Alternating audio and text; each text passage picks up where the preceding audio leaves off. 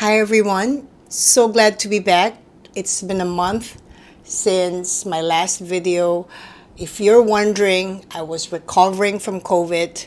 Yes, we still get COVID in Singapore. So that was my third COVID, and it was still as rough as the previous ones. But here I am, just taking this opportunity to thank all the subscribers, all the followers of the channel. The channel has just been monetized last month, and I'm very excited. Thank you for your support. Having said that, a lot of plans for the channel. I had been focused on basically creating concepts for the channel as we reach 1 year. And of course, just to make sure that I'm also giving back the value of the time and support that you give back to my channel. And with that, this will be the first episode of Majoy Dacia Talks. So the new concept of the channel is basically talking about not just sales, not just communications, but at the same time, I would like to inject some very interesting hot topics that may affect our businesses, that may be related to your business, to sales, to communication, industries you're in. There's a lot of hot topics out there that I have actually prepared to record and share with you my thoughts. So I'm excited. The channel is leading into a different direction where we are able to expand more topics that are related to day-to-day, specifically sales business, and of course, hey, AI is just around our businesses or perhaps already present in your business. So that would also be one of the hot topics that we have on our Majoy Dacia Talks. So for today, as our first Majoy Dacia Talks, I have my signature index card. So pardon me if I have to glance on it because there's just so much to talk about for the first episode. If you're ready, I am. Let's get on to the first episode of Majoy Dacia Talk. So welcome, sit back, and enjoy today's discussion. So for today, I thought I would like to talk about job hunting dilemma. This video may reach you as a job hunter or you as a hiring manager. Nevertheless, both of you are welcome, so welcome for today's first episode, simply because I myself, I've been on both of those shoes. I was hiring manager, but at the same time, a frustrated job applicant. So let me break down to you a few points that I thought you can relate to, can be open to discussion, we can talk about it, and hopefully this will reach a certain audience that could actually be inspired of the points we're talking about today and be able to help more people to find jobs, to get jobs. So before that, let me just share with you the statistics. Okay, let's talk numbers for now. So here's the picture. You emailed your resume. You believe you have all the qualifications. That's why you emailed the resume. And you did not hear back. And the statistics is staggering. I myself, I'm one of those job applicants who exactly do the same thing. I would send my resume out only to those jobs that I feel that I'm most qualified and I have really good decades of experience. For instance, sales, anything related to sales. Could be a sales coach, could be a sales representative, could be a sales manager. So let's talk about the statistics. So we already know, all of us go through this dilemma of job application or job hunting. So let's talk about the statistics now. Current hiring funnel statistics. How many resumes get tossed versus those that land face-to-face interview? 75% to 80% resumes are eliminated. Only 5 to 10% reaches the HR desk. Recruiters typically spend 6 to 8 seconds, up to 7.4 seconds, reviewing your and my resume. 3,300 applicants, 124 will be shortlisted, 43 will be phone screened, 21 will be face-to-face interview, and 1 will be hired. Let that sink in to us and to you. What are statistics? So, what inspired me to make this the very first episode of Majoy Dacia Talks? Basically because I've been on both sides, but at the same time, this is my dilemma, has always been my dilemma. So I'm very sure that the statistics is very shocking, very discouraging, and frankly, it reminds you, if you have a job right now, it tells you and reminds you to hold on to that job because you know what you have to go through. The statistics already is saying it. It's quite shocking. So let's go. Let me share with you my first-hand experience, the tips that I have, and perhaps, hopefully, this will reach a recruiter or a hiring manager and have a different perspective as well. And hopefully, we'll be able to change the dynamics of hiring practices in 2025. Because the only reason why I said change the hiring practices is because a lot of jobs will be taken away by artificial intelligence. So given that as a fact, imagine how much more of a struggle for us to be even invited for interview. And I'm not talking about you apply for a job, you get the job. Just to have a chance to be invited is an opportunity for you to really shine and show or showcase what a document could not really do for the hiring manager. So let's talk about this. This is really a very interesting topic. This hits the core for myself. And to make this even more relatable, I will use my own experience and then I will share with you the solution to end this cycle. What cycle? Well, the statistics already have explained that for myself. I can't pronounce statistics for some reason. Statistics. That's funny. All right. So,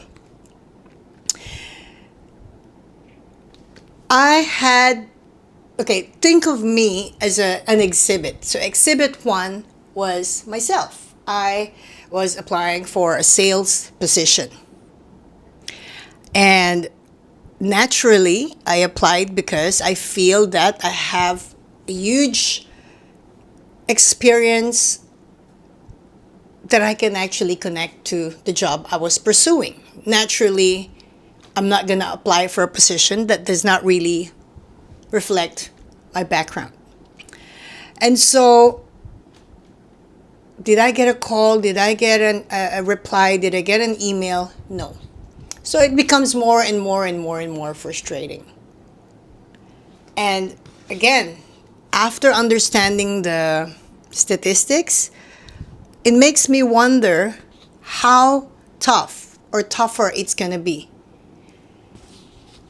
So let's share with you my experience.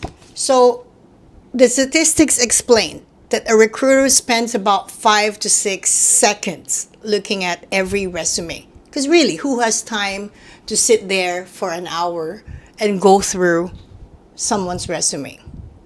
But I feel that 5 to 6 seconds, it's very brutal.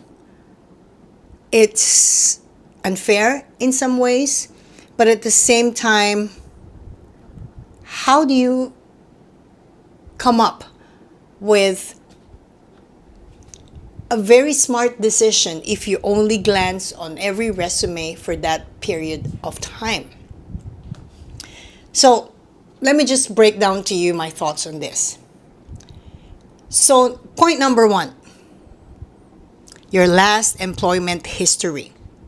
The first thing that a human resources or a hiring manager look or can see on your resume, and my resume, is my last employment history. My current employment, if I'm working, or my last employment. We know that. Now, this is what the 5 to 6 seconds look like. Perhaps the hiring manager, and I was a hiring manager before as well. So what we look for is, okay, let's say this is your resume. Okay, I'm looking for something impressive. But at the same time, I'm looking for the setback. So on every last employment or current employment, that is what will sell you to the hiring manager. The rest of your employment will take effect or have purpose during the interview. But to impress or to catch the attention of the hiring manager begins with our or your last or current employment. I'm going to go back to myself as an example. So my last employment. So the HR or the hiring manager will look at it and say, okay, she's only worked, the duration of employment was only for 3 months. Position held, sales. Position applying for, sales. Experience in sales, 20 years plus. That's 5 to 6 seconds glance, at a glance of who is this candidate. For this particular example, that's me.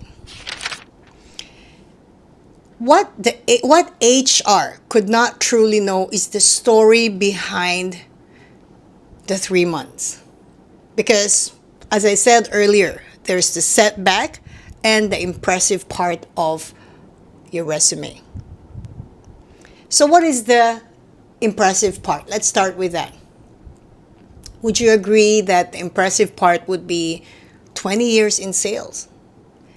Impressive part would be, okay, this candidate, no need to train her, or you don't need to train, you don't need to spend so much time developing the skill because it's been acquired for 20 years.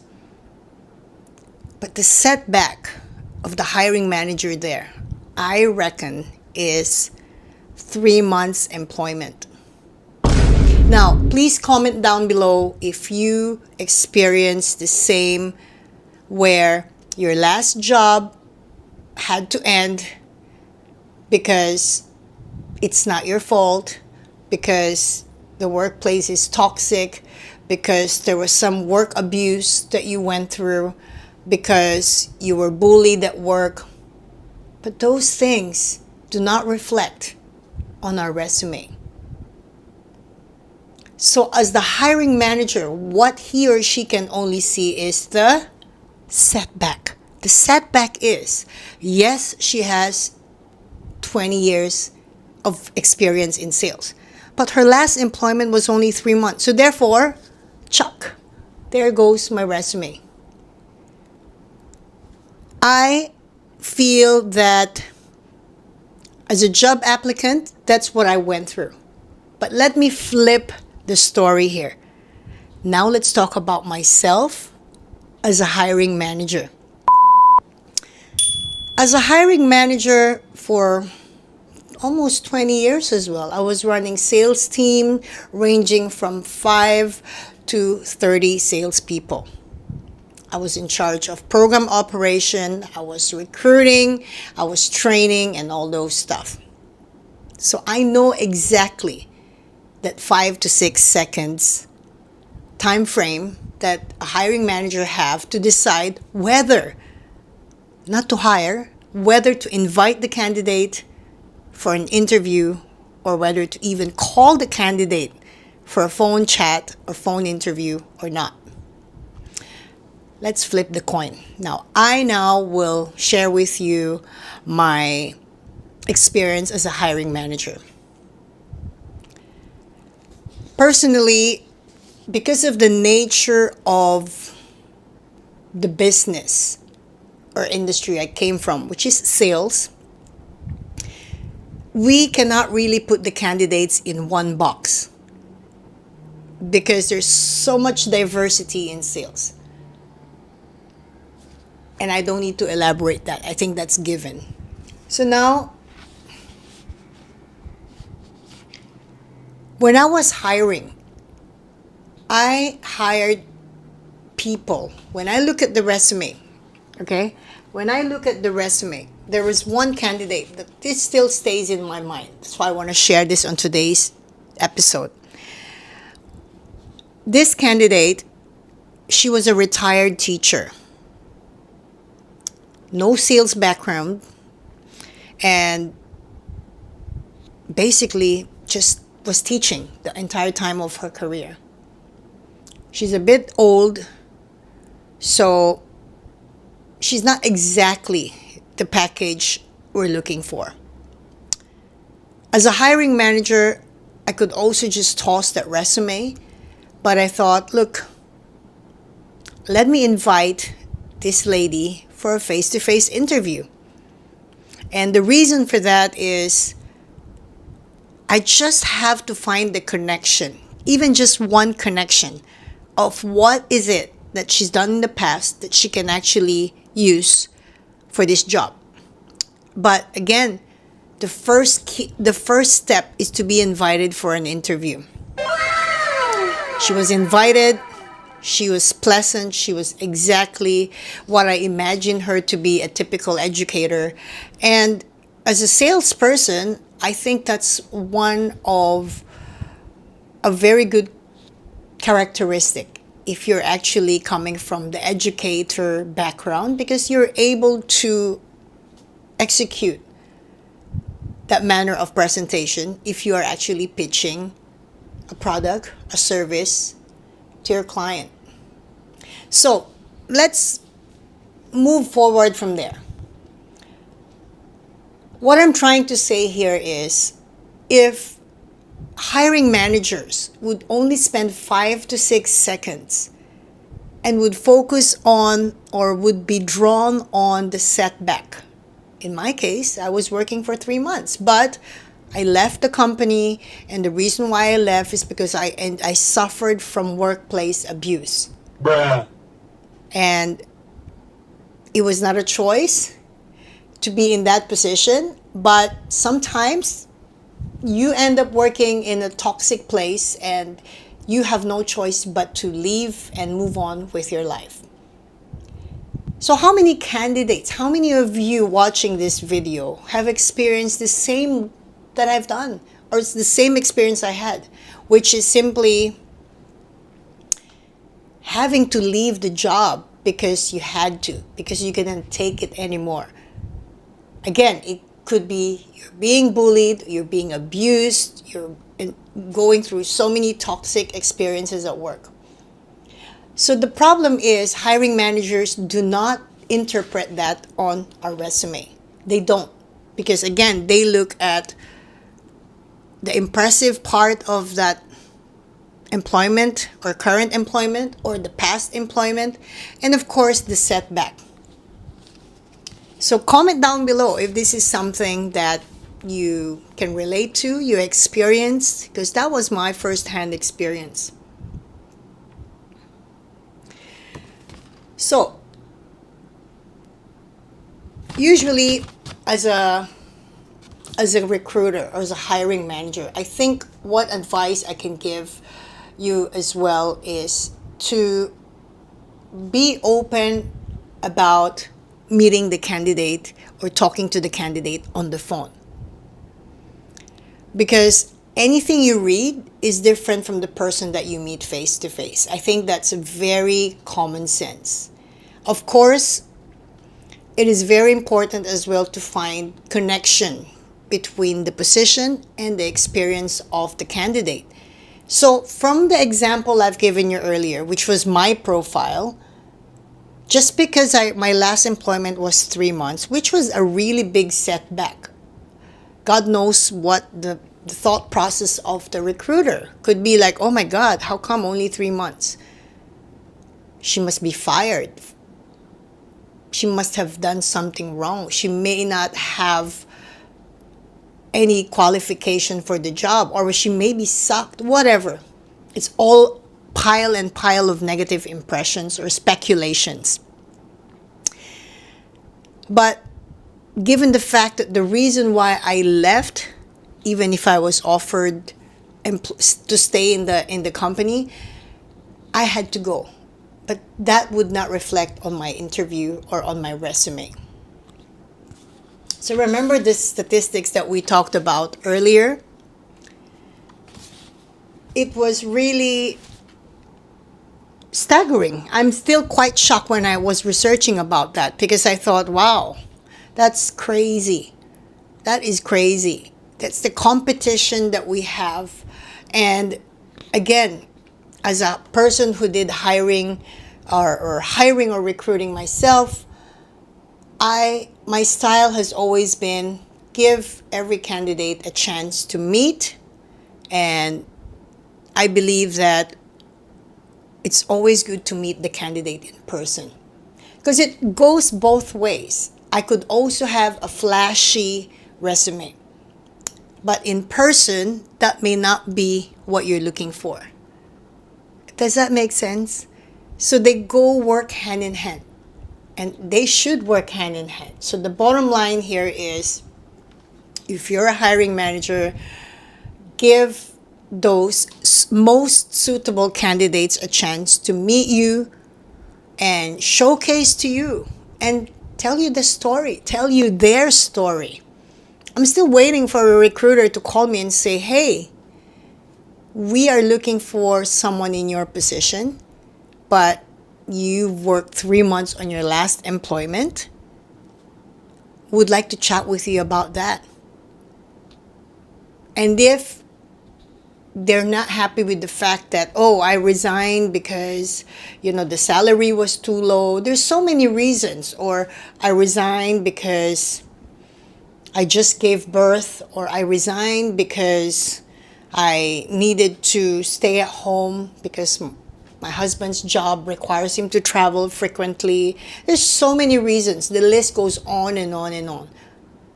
But to judge that candidate based on the length of employment, it is worth talking to them, meeting them in person, and find out what is the story.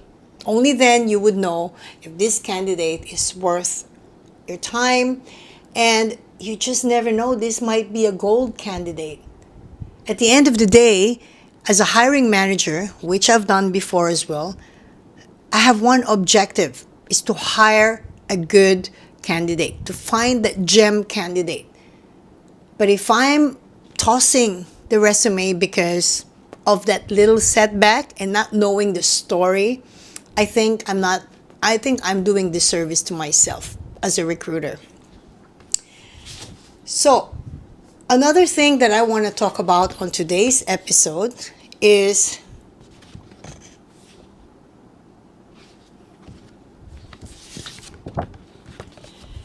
recruiting based on out-of-the-box mentality. So when you say out-of-the-box mentality, it simply means you are obviously not just focused on the position and the experience. Meaning to say, you are open-minded to other skill set that the candidate have that may or may not be so useful for the business, but nevertheless is a bonus. So I hope that today's episode of Majoy Talks inspires you to have a different perspective and have some empathy to job applicants and understand that everyone has a story. Every candidate who left their jobs had reasons why they did so. And it's not always their choice, and it could also be the party or the company was the cause for that. So be open minded to that. The bottom line here is, in conclusion, learn to adapt to